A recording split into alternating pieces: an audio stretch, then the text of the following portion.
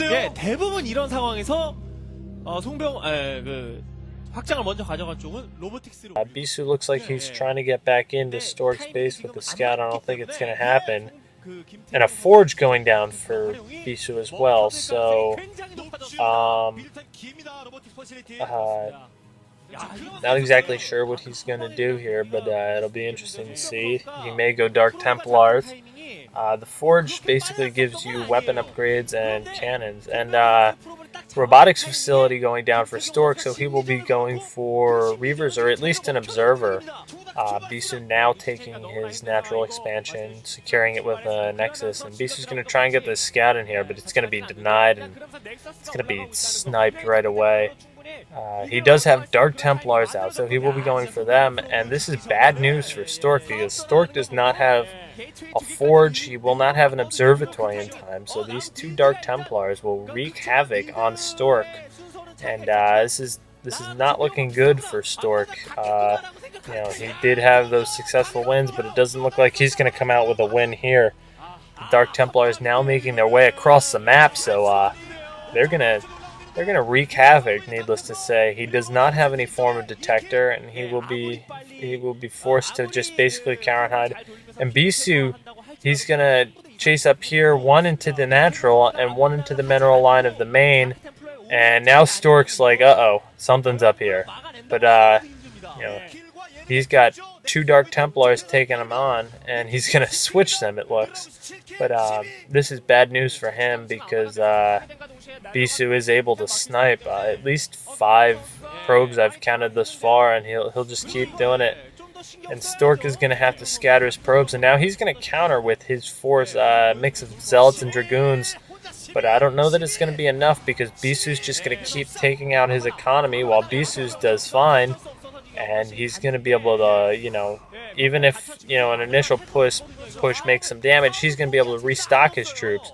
Whereas Stork will not, and it looks as if he is an observer now, so he's going after, and he does take out the Dark Templar, but not before he loses a significant amount of probes, and he's pushing Bisu into his base, so the second Dark Templar is still in the natural expansion, still wreaking havoc there.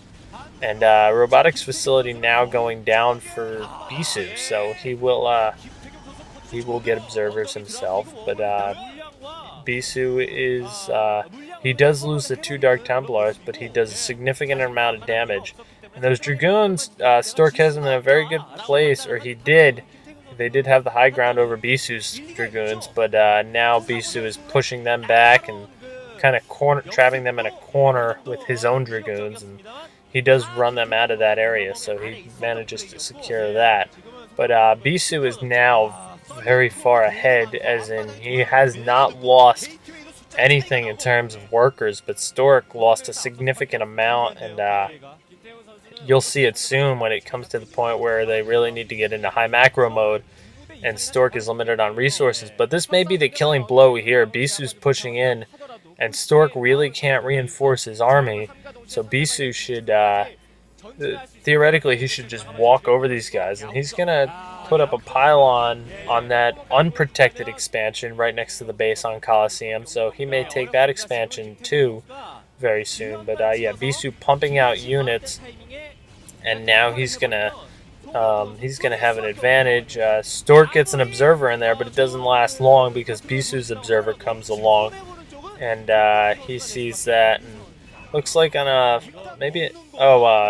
pylon for Stork. Not exactly sure if that was like a little scouting ploy so he could see what was coming, but needless to say, the two armies are engaging, and nothing's really dying. You know, Bisu took a few losses. It didn't look like Stork lost anything, maybe a Dragoon, but that's not what Bisu needed. He needed to take out a chunk of units, and Bisu is now taking that extra expansion, so he will have a base advantage on Stork now, 3-2. And Stork pushes in on those Dragoons sitting on the high ground and takes them out, but then Bisu comes back with a large Dragoon force of his own, and it's going to be GG very soon, because now Stork has resorted to pulling probes to kill these, and it's not working. And I think very soon, and there it is, GG from Stork. So Bisu wins the first set, and now because this is a clan war style, he will move on.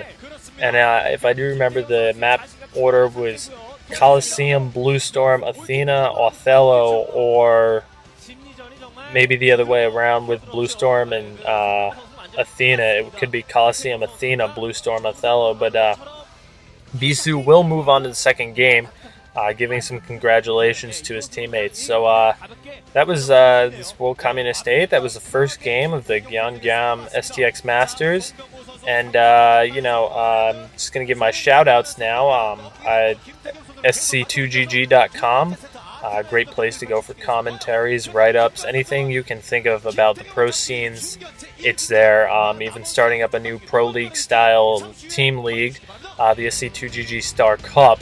So check it out. I'd like to thank some of the guys who've inspired me to do this, like Diggity and Moletrap. So this is World Communist 8 signing out, and I will see you in the next set. Once again, Bisu has beaten Stork, the GyeongNam STX Masters, and set 2, Bisu will move on against someone else. This is World Communist.